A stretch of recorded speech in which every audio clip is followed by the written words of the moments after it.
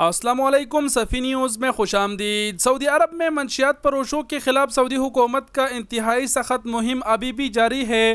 مختلف کارروائیاں ہوئی ہے جس میں پاکستانی بھی گرفتار ہوئے ہیں۔ آپ کے ساتھ شیئر کرتے ہیں، ویڈیو کو پورا دیکھیے گا۔ سب سے پہلی کارروائی آپ سکرین پر دیکھ پا رہے ہیں جس میں دیکھا جا سکتا ہے کہ اچانک ایک پاکستانی کو وہ گھیر لیتے ہیں، پکڑ لیتے ہیں، جن کے قبضے سے منشیات برآمد ہوتے ہیں، جس کے بعد منشیات فروش سے ان کی روم کا پوچھتے ہیں، ان کے روم پر پہنچتے ہیں، پھر ان کے روم کا تلاشی لے کر وہاں سے بھی بڑے تعداد میں منشیات برآمد ہوتے ہیں۔ اس شخص کے حوالے سے رپورٹ میں بتایا گیا ہے کہ یہ جدہ سے گرفتار ہوا ہے اور یہ پاکستانی ہے۔ اگلی رپورٹ آپ اپنے اسکرین پر دیکھ پا رہے ہیں جو امن العام نے 4 گھنٹے قبل جاری کیا ہے، جس میں دیکھا جا سکتا ہے کہ 2 پاکستانی گرفتار ہوئے ہیں سعودی عرب کے شہر دمام سے، جن کے قبضے سے بہت ہی بڑے مقدار میں جو ہے وہ منشیات برآمد ہوئے ہیں۔ 3.5 کلو جو ہے ان کے پاس سے مادہ برآمد ہوا ہے۔ اب آپ خود سوچ سکتے ہیں۔ اگلا رپورٹ امن العام کا آپ سکرین پر دیکھ پا رہے ہیں جو 6 گھنٹے قبل جاری ہوا ہے، جس میں دیکھا جا سکتا ہے